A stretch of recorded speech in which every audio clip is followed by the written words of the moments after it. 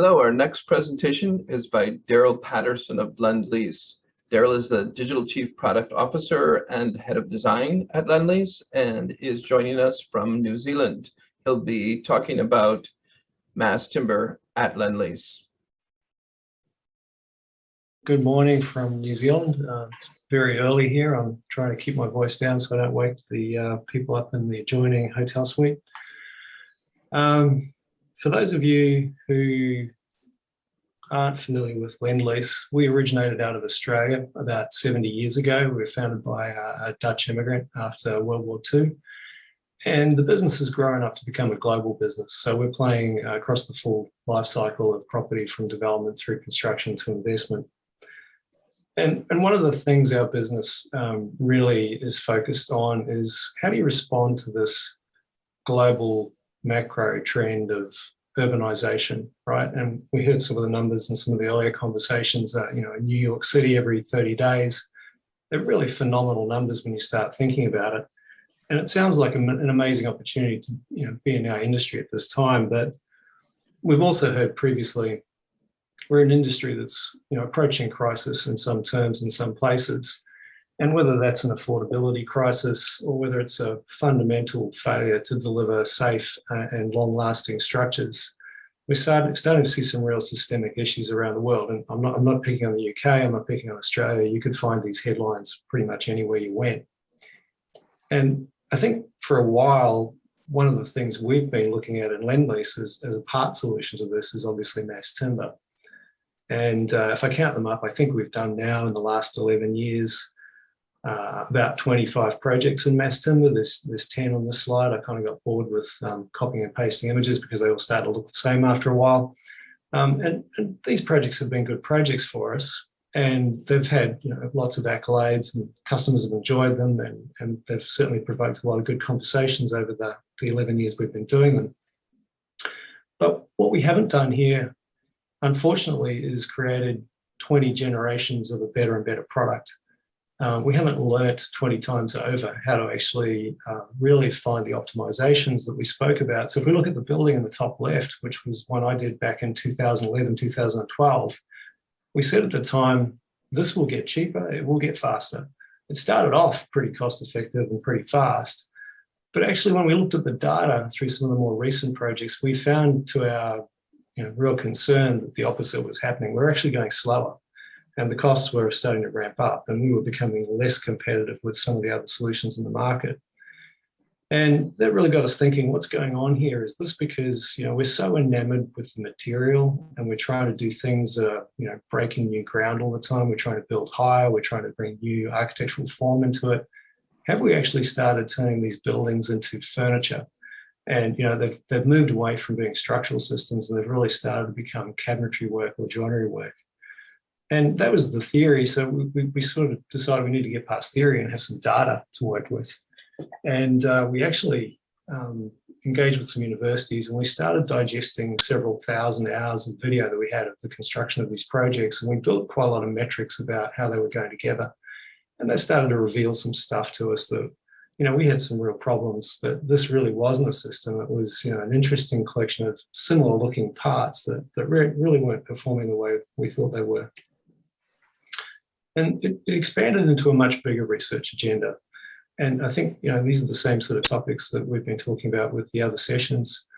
We're really interested in understanding how to move our cottage industry into true industrialization. And what does that take? And you start to see that there are some dimensions to it, which I don't think the industry is fully exploring at the moment. We're really trying to get into production systems. And it's not just about a new material technology, but if there is a new material, what's the process that runs with that?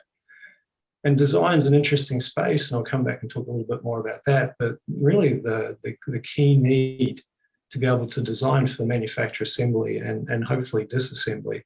And this challenge in that design for manufacture and assembly is something that originated in other industries that are generally moving to make smaller things. And so it needs to evolve to building scale. Digital technologies on everybody's minds. What can we do? How exciting is this? We're looking at a number of things. We're going to talk about digital twins and the value that they bring us. But We've also been looking at this challenge of multi-criteria problem solving. And that, of course, is the nature of designing buildings. You're not solving a single problem. You're not just arranging space. You're not just solving a structure. You're not just dealing with regulatory compliance. You have a multitude of issues that have to be processed in parallel. So what is the ability to do that multi-criteria processing with technology? And where you really get to is this is a huge, huge challenge, and no one company, no matter how global you are and how many projects you deliver, you can't do it alone. And our research capacity, we could see the need, we had to really dial it up. So we propagated something a couple of years ago under the auspices of the Australian government, which is called Building 4.0, and it's a Cooperative Research Centre grant. We have 30 partners in this, a number of universities and a number of industry partners, but as you can see here in this diagram, it's kind of got three fundamental objectives: to create better buildings, which I think we're all interested in doing, to inform and create human capacity about how to shift the industry in this direction, and also to create efficiencies and hopefully new markets. But the logic being that you would do this via an ecosystem that's arranged around a central technology platform, that we've actually got to stop behaving as a series of isolated activities and bring people together into a properly functioning ecosystem. So this is a 7-year research program. It's just kicked off and we've got a lot of hope for it. We've all seen these slides before. This story of how manufacturing is great and how construction is terrible, and everyone gets it. The green line, love it. The red line, we hate it. But what's really going on in this graph, and how do we get on that green line as an industry? And I don't think we've really understood it. And I'll use an example here from consumer goods. Maybe it's not wholly relevant, but at least the price points start to make sense for people. The first time I saw a flat screen television was in a department store in Sydney back in '97, and had that whopping great price tag on it. And it was a pretty basic television. In fact, I'm not even sure it had a tuner inside it. It was really just a panel that displayed images. And we all know the story. You can buy a version of that thing that is 10, if not 100 times better today, and it's a fraction of the price. And really what's happened there is it's just a simple story of a product that has been refined and refined and refined, and it's responded to customer requirements and it's responded to the latest technology, but it's a refining of a wheel. It's not a continual reinvention, bespoke project by bespoke project. And this is, of course, the thing we miss. We don't have this concept of products or systems that are being continually refined. And we need to unpack a little bit what we mean by products. Everyone's got a product. Surely the paint in the tin is a product. That's not really what we're talking about. In this instance, we're really trying to define products as things that are value added and they're ready to use, and I can take them and bring them together. And not only are they able to come together in an easy way, they're also continually improved. And that's the thing that we miss. We've got to get into this ability to take things and continue to invest in them. And of course, those products then can be a component, they could be a sub-assembly, they could be an entire assembly. And we're seeing bits and pieces of that, but we're not seeing maturity around this as yet. And if you're going to have products, then of course you've got to look at what is the process of making those products. And we're all familiar with conventional construction. And we've seen a lot of this offsite fabrication. And forewarning, I'm kind of negative on this stuff, because offsite fabrication, for the most part, is just taking conventional construction and shifting it somewhere else in the hope that it's going to become more effective. And oftentimes these things start off with a rush and a roar. There's a lot of press releases. People start doing things. We see the facts of the building went up in 20 days. And then that business quietly fades to oblivion. And we wonder what went wrong. And of course, they've done nothing other than shift construction around, and they've added costs in the process. They've added some efficiency, but those costs tend to eat up the efficiencies. So what we're really interested in is how to get beyond offsite fabrication to true manufacturing. And we see basic manufacturing where people have got a product and they've got a process that's repeatable that they can make that product with, and they can invest in that process, and they're making labor more efficient. And that's the key difference with basic manufacturing from offsite fabrication. Of course, advanced manufacturing, you're simply adding digitization and controls to that to make it more effective again. And the great thing about mass timber is that's where all the mass timber companies are already playing. They're in the advanced manufacturing space. They've taken that leap away from construction. And future hope, where are we going to go? Well, I think go see Ligna, because you'll see the future of manufacturing, and I think it's really exciting. And one day, of course, we'll have more technology that will help us with the actual work site again in terms of bringing these buildings together. But the key point of the slide is we have an issue, and that is that traditional design will only take us so far. It is a great way to produce conventionally fabricated buildings. But if we're really interested in moving into more advanced manufacturing and productizing some of the sub-elements that those buildings are comprised from, we've really got to latch on to this concept of design for manufacture and assembly. And if we don't do that, we won't find the efficiencies of manufacturing and bring it back out. In fact, what we'll find is manufacturing kind of spits out the construction process and says that doesn't really make money for us. We can't invest in that. And we've got to get our head around the idea that this DFMA is not something you do at the end of the traditional design process. It's a concurrent process, and it augments it, and it needs to take it from concept through to detailed design. We've talked before, these sorts of designs, the parametric software has been able to do this for more than 2 decades. A lot of these buildings have been realized. Some of them don't get realized because the production technology hasn't caught up with the ability of the design software to actually create the forms that people are imagining. But the issue, I guess, with this really amazing architecture is it is the Formula One, right? It's the top end of the market. These buildings cost sometimes 10 times what a conventional building costs, and it's fantastic when there's a wealthy patron willing to sponsor that. But what we're interested in is, can we take that Formula One thinking and apply it more to the family car? And when we look at the way our cities are comprised, we see 1% of those buildings are actually at the Formula One end, and we've got 85% that should be competent buildings that should accommodate those people who are moving to these urban centres. And they're not as freeform and as out there as that 1%. So what is the value of actually using generative design technologies on these more constrained designs? And we did enough thinking about that we decided to create a new business unit in Lendlease, which is not something we do very often. So 2 years ago, we started spinning up something called Lendlease Digital. We deliberately did not go and rebadge our technology division. We actually built a ground-up software house, essentially, and we recruited around the world for that. Some really top talent, starting with a global CEO for digital.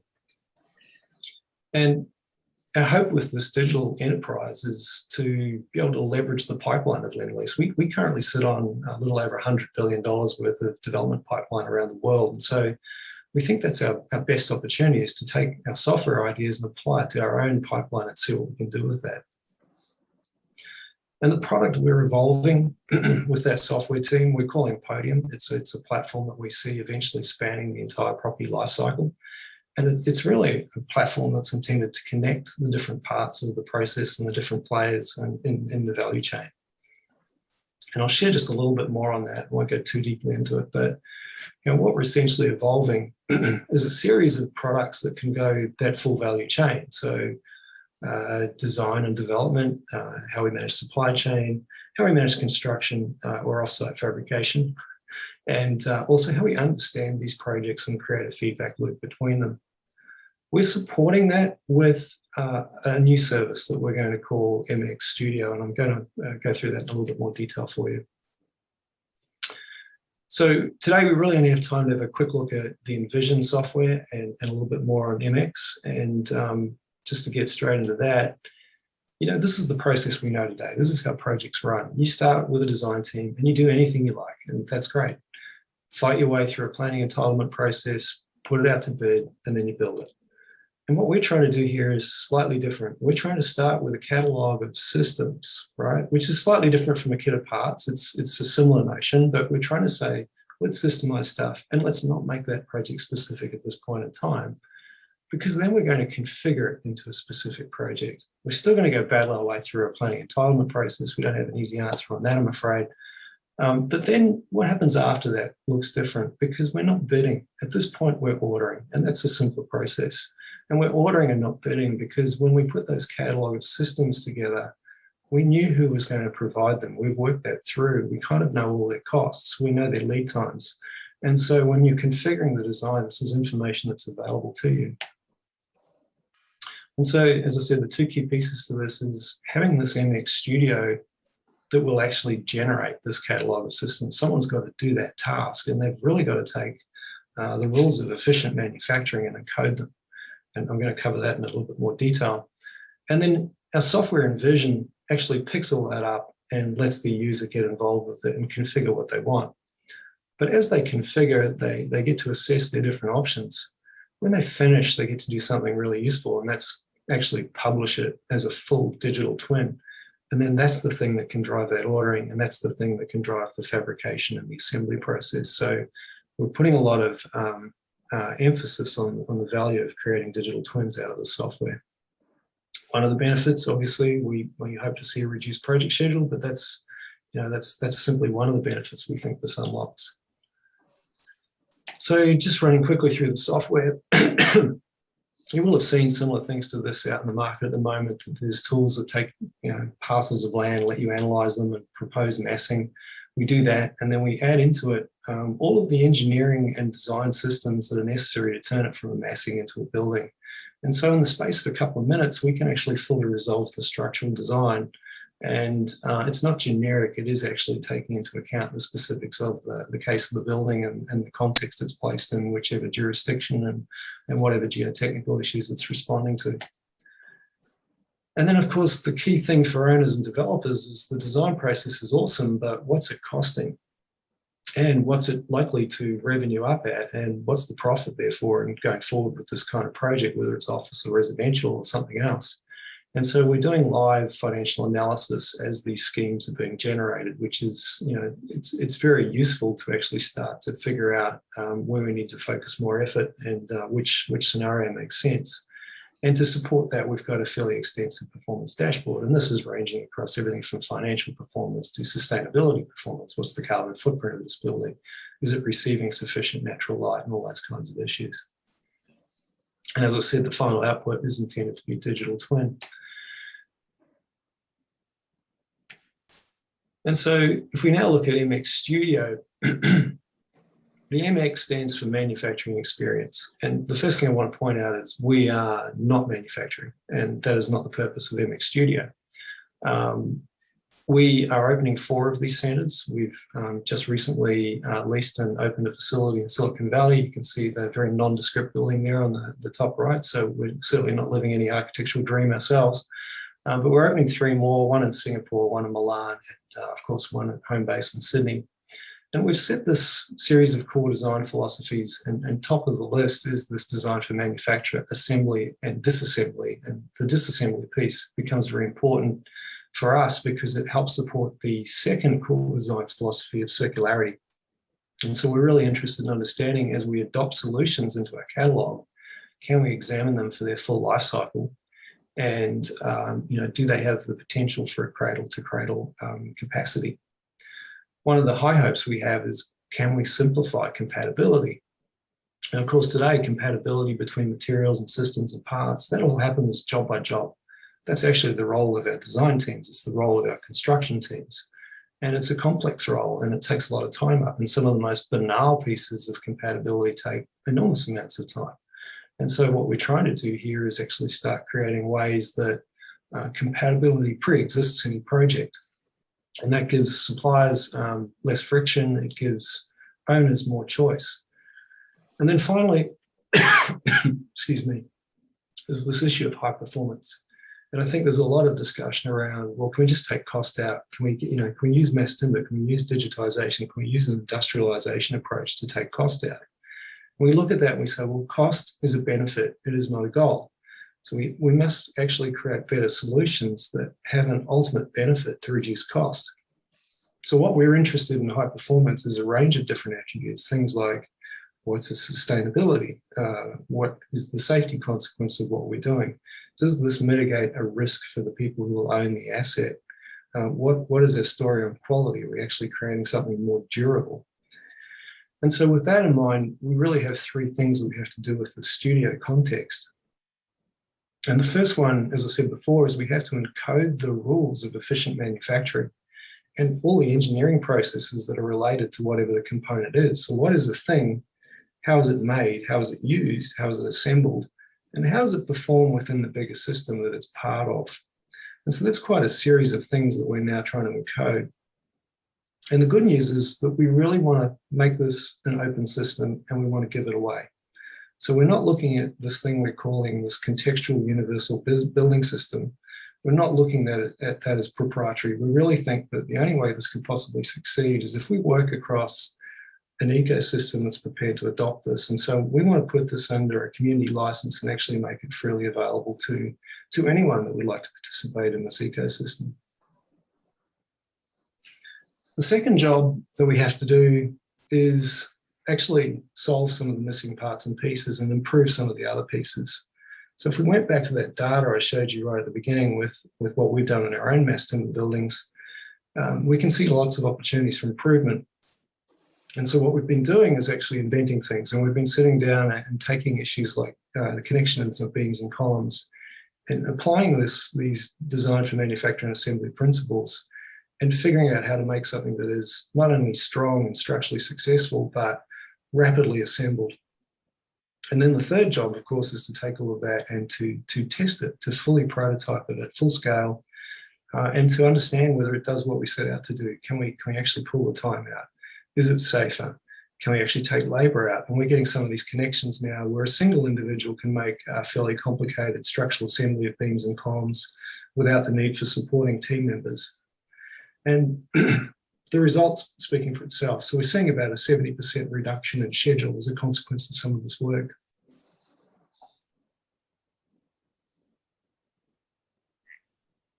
What you see here is in behind the scenes of some of the software. And this would be familiar to people who've worked with parametric design before, but as this is taking amassing input from the software that someone's requested, it's populating it with these different systems, in particular our structural system here in mass timber. But it's not just doing a geometric population, it's doing a lot more than that. It's actually solving the engineering at the same time. And so we're processing all of the analysis of loads and lateral support systems, and it's getting it to a fully resolved point, which we can see in this next video, where the software has actually generated sufficient design that we could now manufacture from. These are not our connectors, by the way. These are industry available connectors that this is showing here. But none of what is on screen here has been drawn at any point in the process. None of the engineering was manually calculated. It was all generated from the system. And the goal here is not to disrupt the role of the structural engineer. It's to actually go back to those 85% of buildings that we need to deliver for that urban demand and make that process really efficient as a system. But there is no point for some of these buildings in doing first principles engineering when it can be automated in this way, and it can actually save many months of effort. So most of the mass timber buildings we've produced, particularly these glulam column and CLT slab buildings, we're looking 9-10 months of documentation effort to get to this level of detail here. And the software is getting there in a little under 2 minutes. So that labor reduction and also the quality of control, the control of quality in that is really transforming the game for us. We're not just doing it in timber, of course, we're also looking at all of the other building systems. Got a long way to go. We're now working into services, but the end ambition is to be able to produce the entire building this way. And not leave any of it behind.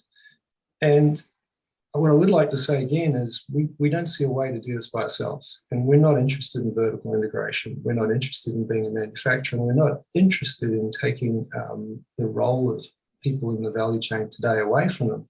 We're really inviting people to come and collaborate with us because we think that's the only way this is going to succeed. It's the only way we're going to transform our current industry into something that does a much better job for this planet and the people on it. So, yeah, I'll finish there. I'd love to take your questions, and hopefully some of that's made some sense. Thank you, Daryl. I know it's early days, but I have a question. You want to engage with the supply chain and external parties. How will you approach those, or should companies approach you? How do you see that rolling out? Well, we've started by approaching companies that we've been tracking for a while that we see are kind of like-minded in the space. And so I don't mind naming a few of those. Schindler Elevators, for example, very much in this space. They've been generatively solving their systems for a while, incredibly innovative company. And we're now directly collaborating with them in MX Studio. The reason we created it was to have a space to collaborate with industry. What we will do going forward is throw the invitation more widely open, because this shouldn't just be about multinational companies of huge scale talking to each other. We really want to bring in the scale-ups and the local players who have a lot to offer.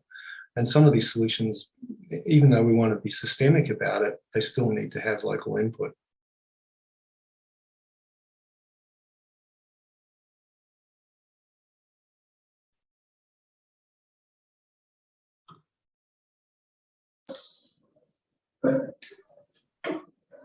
How are you finding working, say, in Silicon Valley, in say you're working in a place with a really high seismic zone, and then you're also wanting to work other places. Do you have different details, different approaches for a place like California versus, say, Newark, New Jersey? Yeah, look, we operate in 20 locations around the world, and there's a huge number of similarities between those locations, but then there's some key differences. Seismic's one of those things in structure. We look at things like bathroom pods, and you can see that being a very straightforward solution in residential until you get to somewhere like Milan, and they say, well, every bathroom must have natural ventilation and a window that faces out into the world. And so you can't have the same solution in Milan. So, part of the way we've architected this is to make very sure that there's a lot of modularity to the systems and that parameters can be set with reference to local codes and local issues. We're working our way through that. It is quite a lot of the task is to say, well, we have something that works really well here. I can't use it in Singapore because there's a different set of regulations about what's right for Singapore. But what we've been very considered in is what is the technology architecture that allows you to bring new sets of information in that way so that you're not trapped or constrained to one single possibility, because that's the world. I mean, you can construct quite universal systems, but they still need to have, as you say, a whole series of local parameters that are set around them. Another question. Thank you, Daryl. I hope you scale and this grows into the US as quickly as possible at other locations. And yeah, because I'm not aware of another large scale effort that's essentially proposing such an open system and involving external parties. I mean, maybe it's my ignorance, but it's really exciting to me as a small company to see maybe there's ways to integrate. Thank you. Yeah, you're welcome, Greg. And your company's certainly one that I could see taking advantage of this and working with us through the platform. So here's to seeing some more of that collaboration coming up. There's a question from Paul Tierman. It says, Daryl, how do various facade systems factor into your catalog of systems and project-specific kit of parts? Yeah, so one of the challenges we see with facades, there are systems obviously in the world in facade that are already unitized and relatively systemic, particularly curtain wall. And we've seen the move into mega wall products from a few different manufacturers, and we're working with most of those manufacturers.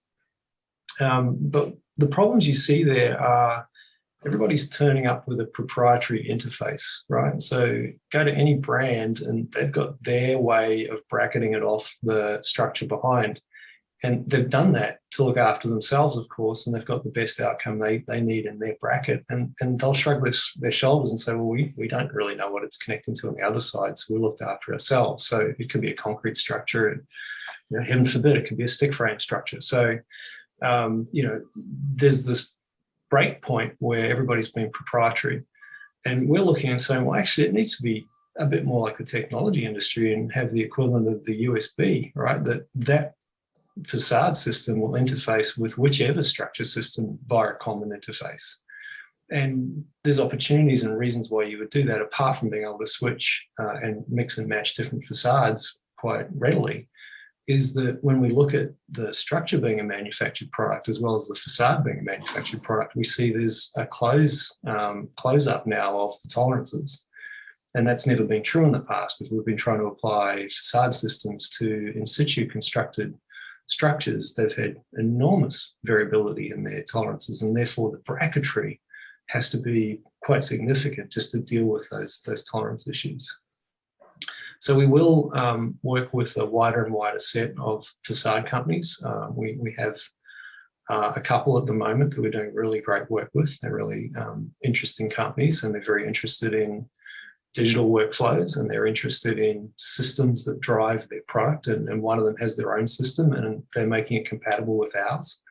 But I would like to see in the future that we had 3 or 4 completely different facade technologies, and within each of those technologies we had 4 or 5 suppliers, and that would be at a minimum starting point, so that we can create the kind of architectural form and diversity that is so important for our cities. Thank you. Great presentation. Looking forward to learning more.